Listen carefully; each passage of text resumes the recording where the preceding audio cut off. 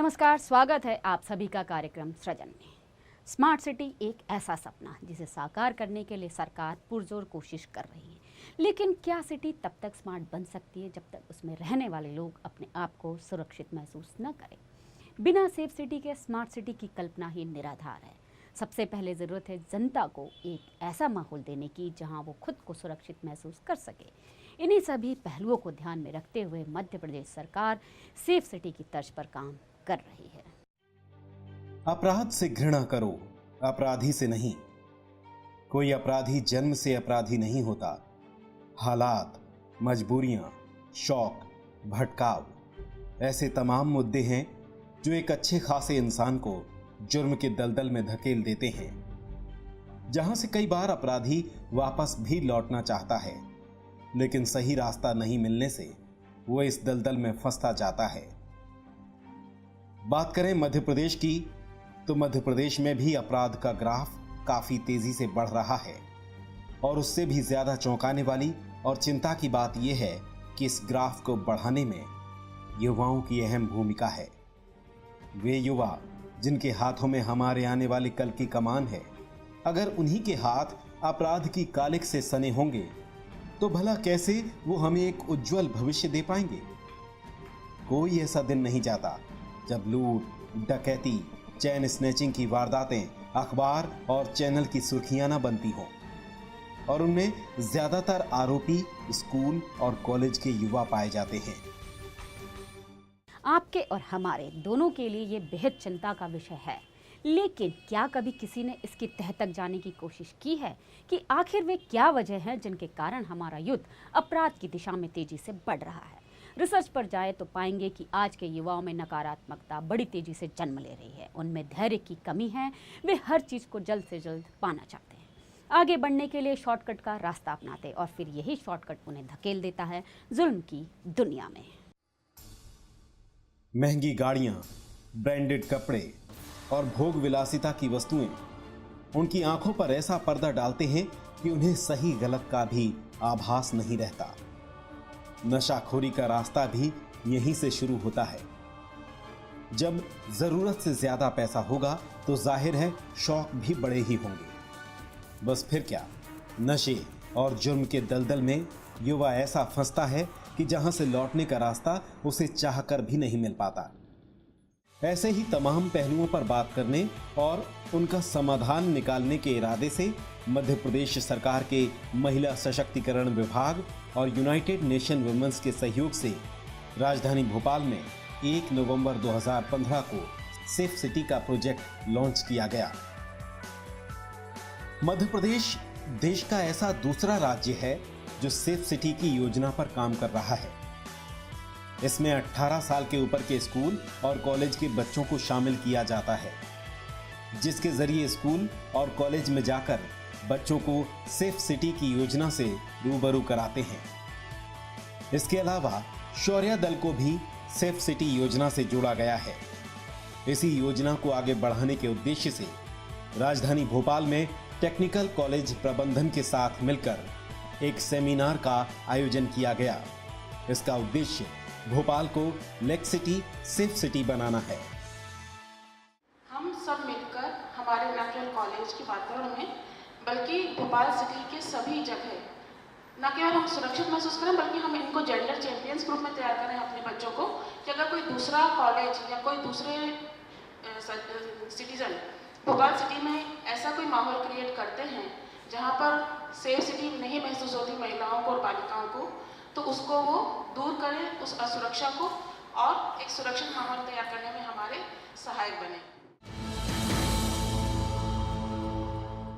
मध्य प्रदेश देश का दिल है तो उज्जैनी उसकी आत्मा, जहां सिंहस्थ कुंभ की विशालता क्षिप्रा के तट को अलौकिक सौंदर्य देती है। महाकाल का अभिषेक, भस्मारती और श्रृंगार मोक्ष प्राप्ति के नए द्वार खोलता है।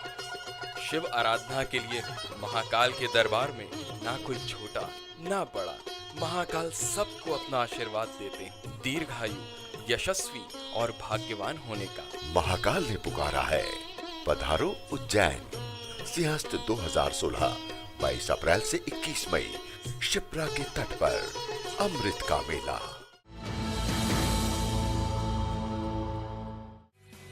महिला सशक्तिकरण विभाग और यूनाइटेड नेशन विमेंस एक साथ मिलकर पूरे मध्य प्रदेश को सेफ सिटी बनाने की दिशा में काम कर रहा है।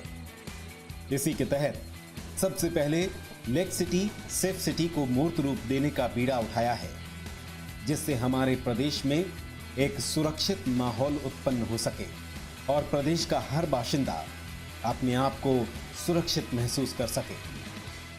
अगर इस लेक सिटी को हम लोग सुरक्षित शहर बनाना चाहते हैं तो उसमें जो एजुकेशन सेक्टर है उसकी एक बहुत ही महत्वपूर्ण भूमिका है। कार्यशाला तो एक पहला कदम है और एक सरकार के स्तर पर इंटर डिपार्टमेंटल कमेटी का भी गठन किया गया है, जिसमें डिपार्टमेंट ऑफ एजुकेशन भी उसमें रिप्रेजेंटेशन है। लेकिन कार्यशाला का ये उद्देश्य था कि एक ओरिएंटेशन हो, हम लोग सब मिलकर के इस पे बात करें कि शैक्षणिक संस्थाएं जो हैं वो ना केवल अपने स्थल को कैसे सुरक्षित करें, लेकिन जो भोपाल शहर है उसको सुरक्षित बनाने में वो क्या भूमिका निभा सकते हैं। विशेषकर अगर हम देखें तो कैंपेन्स किस तरह के चलाए जा सकते हैं, जो स्टूडेंट्स हैं लड़के और लड़कियां दोनों मिल कर के उनकी क्या भूमिका हो सकती है। जहां मुझे लगता है कि अभी अगर हम लोग देख रहे हैं कि जो हैरेसमेंट, खास करके सेक्सुअल हैरेसमेंट जो पब्लिक स्पेसेस में होता है, बच्चियों के साथ होता है, महिलाओं के साथ होता है, वो ना हो तो उसमें लड़कियों को कैसे सशक्त करें, लेकिन लड़के ना करें इस चीज़ को, उसमें हम उनके साथ मिलकर के कैसे काम करें। इस पे भी बात हुई कि अगर भोपाल स्मार्ट सिटी है तो मुझे लगता है कि कोई भी सिटी तब तक स्मार्ट नहीं हो सकती है जब तक कि वो सेफ़ ना हो, और अगर वो महिलाओं और लड़कियों के लिए सेफ़ है तो वो सभी के लिए सेफ़ है। तो safe city is a smart city, ये हमारा दूसरा उद्देश्य है इस कार्यक्रम का। अमूमन ये पाया जाता है कि दूसरे शहरों से पढ़ाई करने आने वाले लड़के लड़कियां अपनी ज़रूरतों और शौक को पूरा करने के लिए अपराध का सहारा लेते हैं। इसी बात को ध्यान में रखते हुए सेमिनार में राजधानी भोपाल के सभी बड़े कॉलेजेस को शामिल किया गया, जिसमें यूएन विमेन ने प्रेजेंटेशन के जरिए बताया कि किस तरह हमारे युवाओं को नशे की लत ने जकड़ रखा है। मध्य प्रदेश, जो कि अफीम की खेती के लिए विख्यात है, इस सेमिनार में बताया गया कि कैसे हमारे प्रदेश देश से निर्यात होने वाली अफीम ड्रग का रूप लेकर हमारे प्रदेश के युवाओं को खोखला कर रही है और किस तरह से हमारी योजना युवाओं के भविष्य के लिए लाभकारी होगी। कुछ भी करने से अच्छा हमने सोचा कि पहले ओरिएंट करते हैं और कुछ एक कंसेंसस बिल्ड करते हैं कि स्टार्ट कहाँ पे करें, क्योंकि ड्रग्स महिला या फिर कैंसर, टीबी वगैरह वगैरह अलग अलग इश्यूज़ के से भिन्न है थोड़ा, इस वजह से क्योंकि एक मल्टी सेक्टोरल अप्रोच चाहिए इस एरिया में काम करने के लिए। सो हमें सोशल वेलफेयर डिपार्टमेंट भी चाहिए, एजुकेशन भी चाहिए, हेल्थ भी, पुलिस भी। तो यहाँ पे पर्पस ये था कि एक कंसेंसस बिल्ड हो जाए कि प्रॉब्लम क्या है।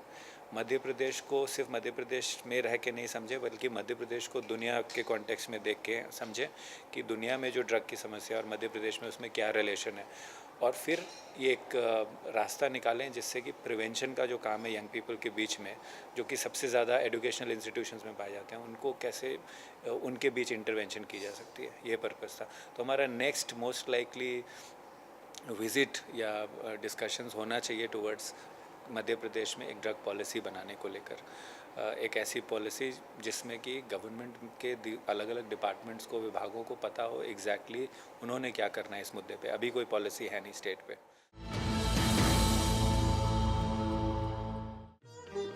मां शिप्रा का तट और सिंहस्थ का समागम, जहां साधुओं से लेकर सांसारिक तक सब शिव का आवाहन करते हैं।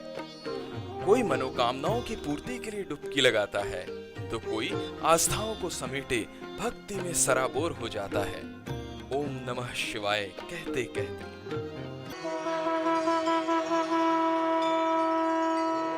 हमारी चेतना का महाआख्यान जो प्रत्येक अंतर मन में धड़कता है, 12 वर्षों में एक बार शिप्रा के तट पर सिंहस्थ महाकुंभ 22 अप्रैल से 21 मई 2016, उज्जैन, मध्य प्रदेश।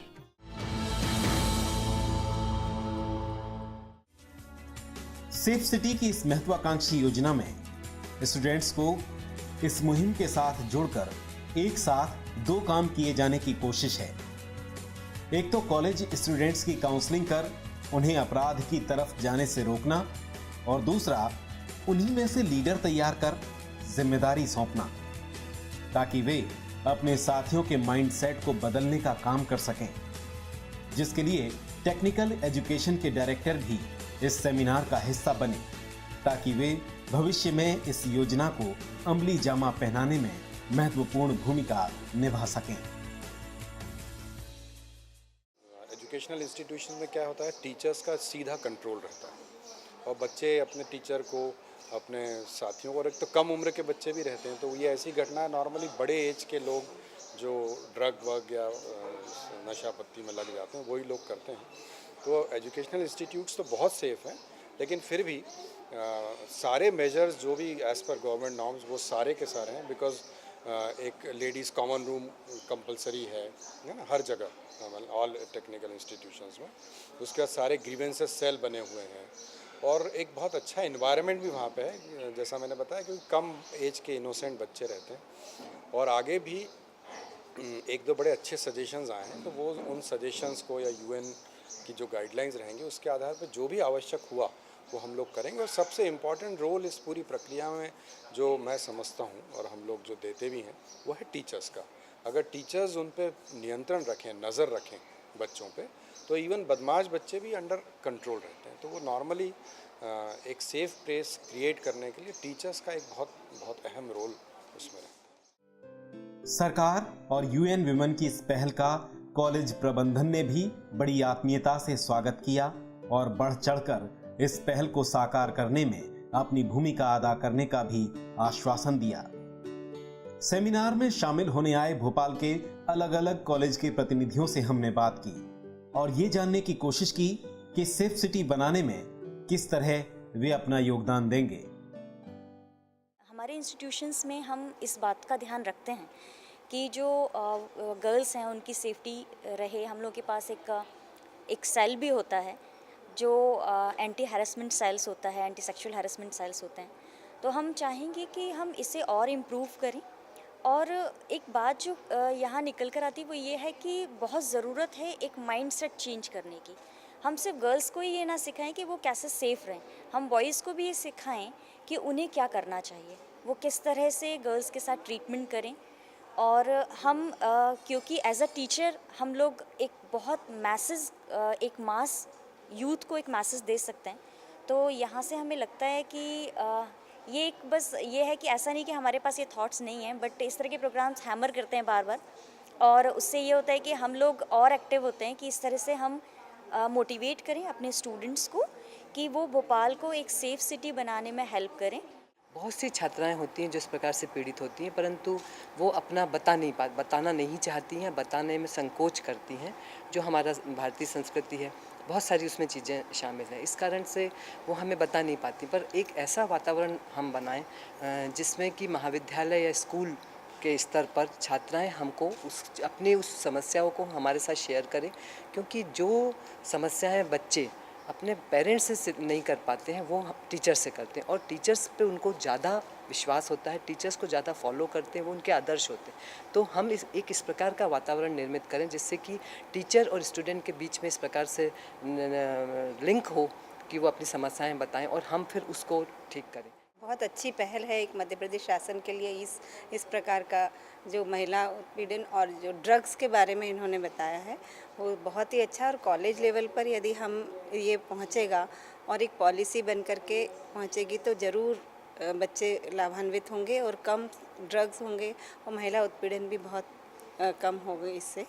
और दूसरा ये है कि इन्होंने ये बताया कि हम लोग लीडर फॉर्म करें, और लीडर यदि गए और लीडर ही हमें मतलब ग्राउंड लेवल पर हमें बच्चे ही बता सकते हैं कौन ड्रग ले रहा है कौन नहीं ले रहा है, क्योंकि बच्चे इतने फ्रेंडली होकर के टीचर्स को नहीं बता पाते हैं। तो वहीं से हमें पता लगेगा कि कहाँ बच्चों में कमियां हैं या किस कारण से ये उत्पीड़न हो पा रहा है।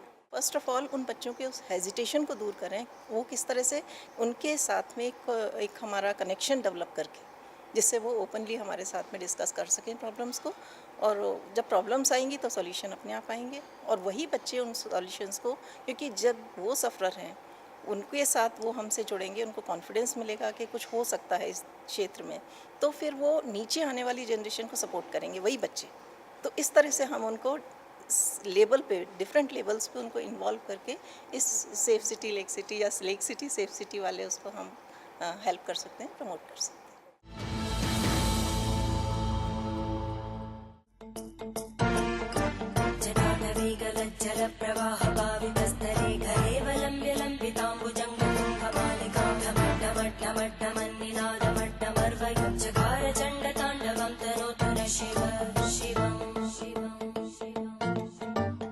आकाश में तारकलिंग, पाताल में हाटकेश्वर और पृथ्वी पर महाकालेश्वर की हम स्तुति करते हैं। महाकाल ने पुकारा है, पधारो उज्जैन।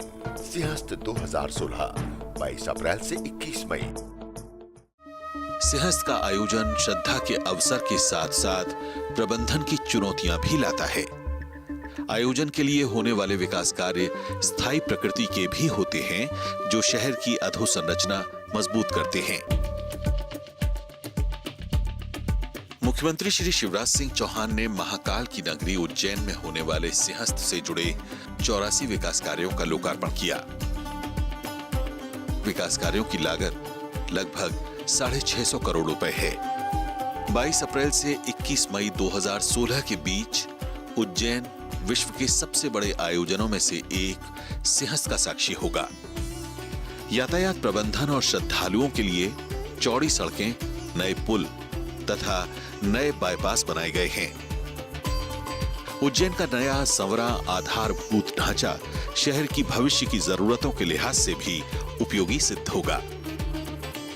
सिंहस्थ के दौरान जल वितरण की व्यवस्था को मजबूती देने गऊ घाट जल यंत्रालय पर कई कार्य पूरे हुए हैं, जिनसे जल शोधन की क्षमता दुगनी हुई है।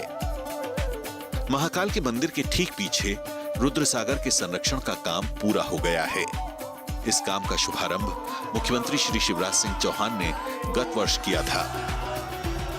त्रिवेणी पर घाटों का निर्माण पूरा हो चुका है।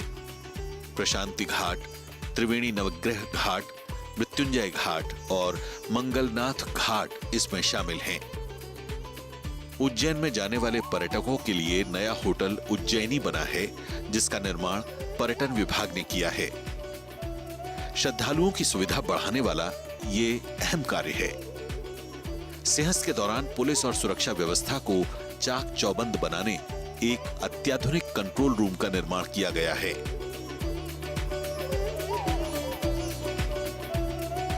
पूरे क्षेत्र में सौंदर्यीकरण के अलग अलग कार्य संपन्न हुए हैं, जो शहर को दर्शनीय बना रहे हैं।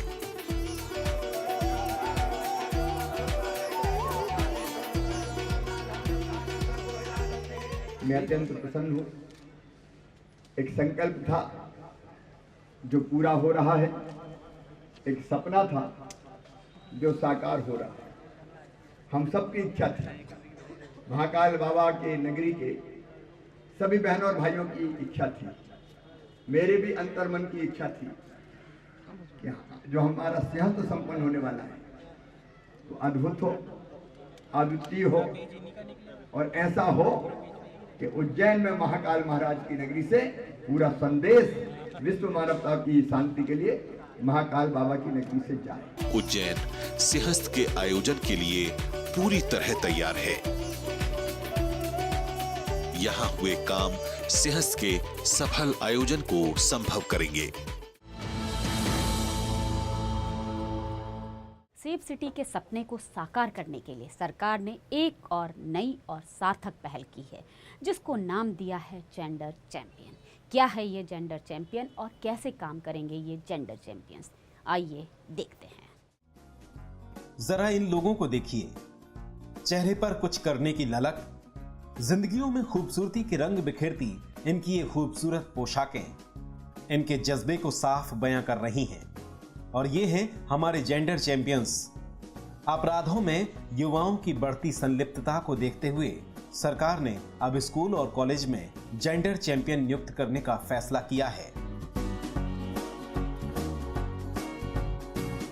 ये चैंपियन अलग से नियुक्त नहीं होंगे, बल्कि स्कूल और कॉलेज के छात्रों को इसमें जगह दी जाएगी, जो कि अपने साथियों को अपराध मुक्त समाज की महत्ता को समझाएंगे, साथ ही उन्हें सेफ सिटी बनाने के लिए प्रेरित भी करेंगे।